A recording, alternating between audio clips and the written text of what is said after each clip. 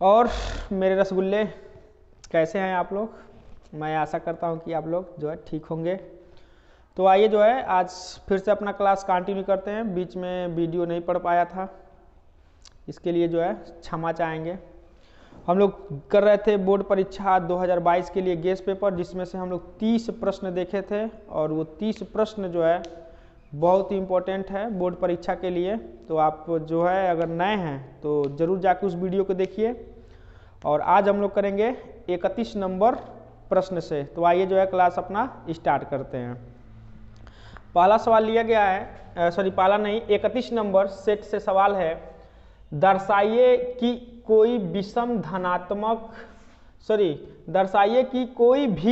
धनात्मक विषम पूर्णांक 6q + 1 6q + 3 या 6q + 5 के रूप में होता है, जहां q कोई पूर्णांक है। फिर से मैं सवाल पढ़ दूं। दर्शाइए कि कोई भी धनात्मक विषम पूर्णांक 6q + 1 6q + 3 या 6q + 5 के रूप में होता है, जहां q कोई पूर्णांक है। तो बहुत ही प्यारा सा सवाल है, हम लोग इसको लगाएंगे। तो आप लोगों को जो है यूक्लिड विभाजन प्रमेय पता होना चाहिए। तो जैसे हम लोग छोटे क्लास में हम लोग पढ़े होंगे कि भाज्य बराबर होता है भाजक गुणे भागफल और धन शेषफल। तो ये हम लोग छोटे क्लास में पढ़ के आए हुए हैं। इसी को हम लोग दूसरे तरीके से पढ़ते हैं, जिसको हम लोग कहते हैं A बराबर BQ + R, ठीक है ना। जहां हम ये कह सकते हैं कि ये Q का मान जो है वो 0 के बराबर नहीं होना चाहिए, ठीक है। तो ये जो समीकरण आप देख पा रहे हैं, इसी को हम लोग यूक्लिड विभाजन प्रमेयिका या फिर यूक्लिड विभाजन प्रमेय कहते हैं, ठीक है। तो ए हमारा क्या है, भाज्य है। बी क्या है, भाजक है। क्यू क्या है, भागफल है। और आर क्या है, रिमाइंडर यानी कि शेषफल है, ठीक है। तो आई होप कि ये बात आपको समझ में आई होगी। तो इसी को हम लोग यूक्लिड विभाजन प्रमेय बोलेंगे। इसी की सहायता से इस सवाल को क्या कर देंगे, हम लोग हल कर देंगे। तो आइए देखते हैं सवाल को। तो हम हल करेंगे।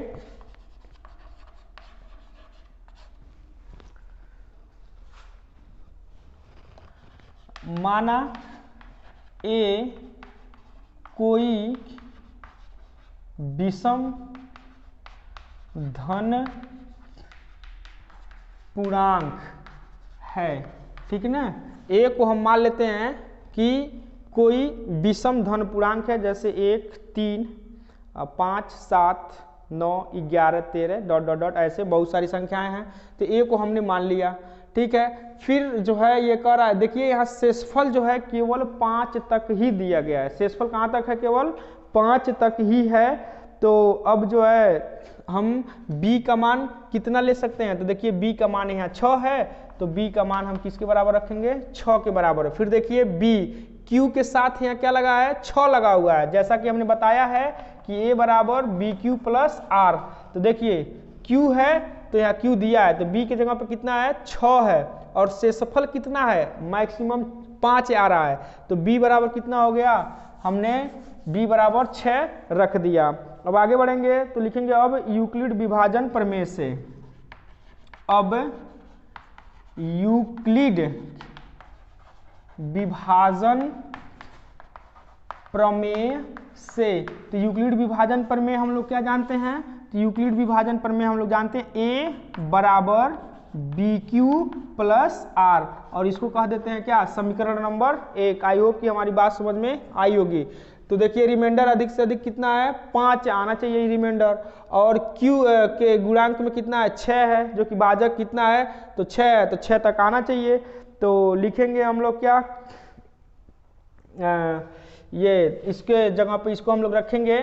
तो b बराबर कितना है, तो b बराबर 6 है, तो b बराबर 6 है तो हम यहाँ रख देंगे। तो a बराबर कितना हो जाएगा, b के जगह पे रखिए 6, तो b की जगह पे 6 रखेंगे। और ये क्या हो जाएगा, q और ये प्लस r। तो इसको समीकरण 1 न बना करके हम इसको समीकरण नंबर 1 कर देते हैं, ठीक है ना। तो लिखेंगे अब r बराबर, ठीक है ना, r बराबर क्या रखेंगे 0 1 2 3 4 5। हम 5 तक ही केवल रखेंगे, क्यों? क्योंकि r यानी कि जो शेषफल है वो कहाँ तक है, केवल 5 तक ही है। तो आप कहेंगे 0 क्यों लिए हैं, तो देखिए शेषफल में 0 आता है, आई बात समझ में। तो इसलिए हम लोग शेषफल को कहाँ से स्टार्ट करेंगे, 0 से स्टार्ट करेंगे। जहाँ हम कह सकते हैं कि जहाँ हम ये कह सकते हैं कि r का मान जो है ये 0 से बड़ा होगा या फिर 0 के क्या होगा, बराबर होगा। r का मान 0 से बड़ा या फिर क्या होगा, बराबर। और r का मान जो है छोटा होगा किससे, 6 से। क्यों? क्योंकि शेषफल अधिकतम कितना सवाल में दिया है, 5 दिया है। तो 6 से जो है r हमारा क्या हो जाएगा, छोटा हो जाएगा। तो ये कंडीशन आपको समझ में आया होगा। तो लिखेंगे समीकरण 1 में रखने पर, समीकरण 1 में रखने पर, तो एक बार समीकरण 1 में 0 रखेंगे, फिर 1 रखेंगे, फिर 2 रखेंगे, 3 4 5, इसी तरह से इन सारे को जो है समीकरण 1 में क्या कर देंगे, रखते जाएंगे। तो आई होप कि मेरी बात समझ में आपको आई होगी। तो सबसे पहले यहाँ पे जो है r के जगह पे 0 रखेंगे, तो 6 प्लस क्या हो जाएगा, यहाँ 0 हो जाएगा। उसी तरह से a बराबर 6q प्लस, अब r का मान क्या रखेंगे, 1 रखेंगे। ठीक है, हमारी बात समझ में आ रही होगी आप लोगों को। फिर यहाँ देखेंगे हम लोग, तो अब 1 रख दिए तो क्या रखेंगे, 2 रखेंगे। तो यानी कि a बराबर 6q प्लस 2 हो जाएगा। अब जो है r के जगह पे 3 रखेंगे तो 6q प्लस 3 हो जाएगा। फिर से a बराबर 6q, अब 3 के जगह पे क्या रखेंगे, 4 रखेंगे। फिर a बराबर 6q प्लस यहाँ पे क्या रखेंगे, 5 रखेंगे। तो देखिए 5 तक ही था तो हमने 0 रखा, 1 2 3 4 5, यानी कि सारे मानों को शेषफल के जगह पे रख दिया। तो सवाल में क्या कह रहा है कि दर्शाइए कि कोई भी धनात्मक विषम पूर्णांक 6q प्लस 1। तो अगर सवाल में देखें तो 6q प्लस 1 आ गया है। उसके बाद से क्या क्या है, 6q प्लस 3, तो 6q प्लस 3 भी आ गया है। फिर क्या कहा, या 6q प्लस 5, तो यहाँ देखिए 6q प्लस 5 भी आ गया है। तो हम क्या करेंगे, इस 0 को छोड़ देंगे, 2 को छोड़ देंगे, 4 को छोड़ देंगे। क्यों छोड़ देंगे, क्योंकि ये जो है सम संख्याएं हैं, 2 से भाग देने पर ये विभाजित हो जाएंगी, इसलिए इनको छोड़ देंगे। तो आप स्क्रीनशॉट लीजिए, आगे हम लोग देखते हैं। अब आगे देखिए, चूंकि हमने सवाल में शुरू में ही मान लिया था यहाँ कि माना ए कोई विषम धन पूर्णांक है, तो वही चीजें मैं यहाँ लिखूंगा। चूंकि ए एक विषम धन पूर्णांक है, आई बात समझ में। इसलिए यहां देखिए a बराबर 6q प्लस 0, 6q प्लस 0 का मान लाएंगे। a बराबर 6q प्लस 2, 6q प्लस 2 तथा a बराबर 6q प्लस 4, 6q प्लस 4 नहीं हो सकती, नहीं हो सकती। आई बात समझ में, क्यों नहीं हो सकती भाई, क्योंकि ये 2 से विभाज्य हैं। क्योंकि लिखेंगे हम लोग, क्योंकि ये राशियां 2 से विभाज्य हैं, आई बात समझ में। इसलिए इस वाले राशि को नहीं लेना है, इस वाले राशि को भी नहीं लेना है, और इस वाले राशि को भी नहीं लेना है। क्यों? क्योंकि ये राशियां जहां हमने क्रॉस का चिन्ह लगाया है वो 2 से विभाज्य हैं। तो हमको सिर्फ क्या लेना है, ये 6q प्लस 1 लेना है, 6q प्लस 3 लेना है, और 6q प्लस 5 लेना है। तो लिखेंगे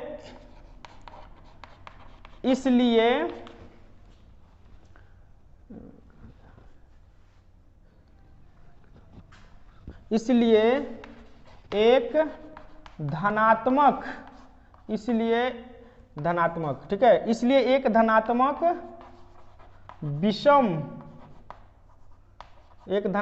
विषम पूर्णांक किसके रूप में होता है, a बराबर 6q प्लस 1 कामा ए बराबर 6 प्लस 3 व ए बराबर 6 प्लस 5 के रूप में होती है। आई बात समझ में? तो इस सवाल में टाइम तो लगा है लेकिन बहुत ही इम्पोर्टेंट सवाल है। आई होप कि आपको ये बात समझ में आई होगी। तो आप लोग जो है इसको खूब बेहतरीन तरीके से तैयार कर लीजिएगा क्योंकि परीक्षा के दृष्टि से बहुत इंपॉर्टेंट प्रश्न है। आइए बढ़ते अपने अगले सवाल की ओर। आइए बाबू अपना 32 नंबर क्वेश्चन हम लोग स्टार्ट करते हैं।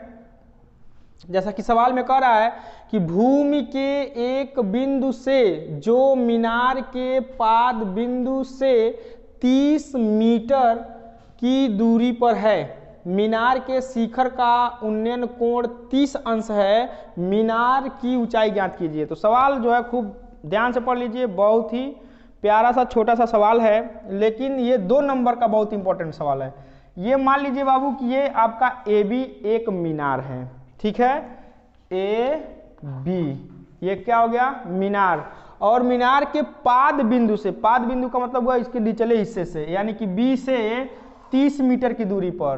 तो ये आ गए हम लोग 30 मीटर की दूरी पर मीनार के शिखर का उन्नयन कोण 30 डिग्री है। तो ये शिखर है ये, तो इसके शिखर से जो इसका ये उन्नयन कोण है ये हो गया 30 डिग्री। आई बात समझ में? तो मीनार की ऊंचाई हमसे पूछा हुआ है।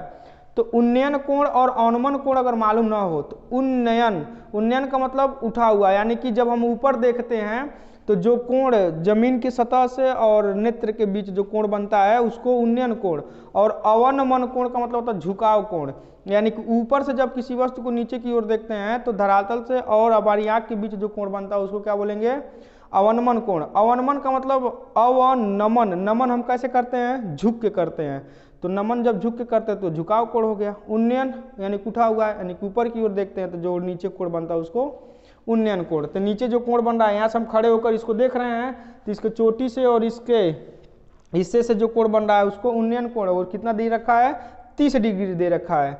तो सवाल में दम भी है और कोई दम भी नहीं है। अगर आपको आता है तो कोई दम नहीं है, अगर नहीं आता है तो यही कठिन है। आई बात समझ में? तो ध्यान से देखिए, लिखेंगे माना मीनार की ऊंचाई, माना मीनार की ऊंचाई h मीटर है। आई बात समझ में? तो मीनार की ऊंचाई हमने मान लिया h मीटर है, तो लिखेंगे अब आकृति से, किससे भाई आकृति से, तो लिखेंगे समकोण त्रिभुज, समकोण त्रिभुज ए बी और ये सी, ए बी सी में पाइथागोरस पर में लगा देंगे, या सॉरी पाइथागोरस पर में नहीं लगाएंगे। आराम से देखिए, ये थीटा के सामने वाली भुजा क्या होती है, तो थीटा के सामने वाली भुजा लंब होती है और 90 अंश के सामने वाली जो बड़की भुजा होती है उसको कोण बोलते हैं। तो ये जो शेष बच गया इसको क्या बोलेंगे आधार। तो जब किसी त्रिभुज में लंब पता हो और आधार पता है तो हम tan थीटा लगा देते हैं। तो लिखेंगे हम लोग tan थीटा बराबर क्या होता है लंब, तो लंब कौन है ए बी, अब बटे आधार कौन है, तो ये अपना बी सी है। तो ये हो जाएगा tan थीटा का मान कितना 30 डिग्री, तो 30 डिग्री रखिए, अब माइनस ए बी कितना है, तो ए से बी यही तो ऊंचाई हो गई h, अब बटे बी सी कितना है, तो बी सी अपना 30 है। तो अब हम क्या करेंगे tan 30 अंश का मान रखेंगे। तो बाबू tan 30 अंश का मान कितना होता है, तो सवाल में 30 अंश ही दिया हुआ है, तो सवाल में जो है 30 अंश ही दिया हुआ है, कोई दिक्कत नहीं है। अब क्या करेंगे tan 30 अंश का मान रखेंगे, तो tan 30 अंश का मान कितना होता है, तो 1/√3 होता है और बराबर ये हो जाएगा h बटे 30, 30 का गुणा इसमें कर दिए, 30 का गुणा इसमें, 30 का गुणा इसमें और h का गुणा इसमें, तो h का गुणा इसमें करेंगे तो ये कितना हो जाएगा h इंटू √3 अब बराबर 30 से कम 30 हो जाएगा। अब ये गुणे में इधर जाएगा तो बटे में, तो h बराबर क्या हो जाएगा 30 अब बटे √3। तो आई होप कि यहाँ तक आपको समझ में आया होगा। स्क्रीनशॉट लीजिए, तब तक हम लोग आगे बढ़ते हैं।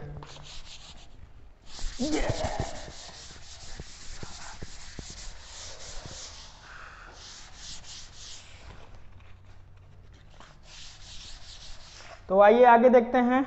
अब इसका क्या करेंगे, परमेयीकरण कर देंगे, ठीक है।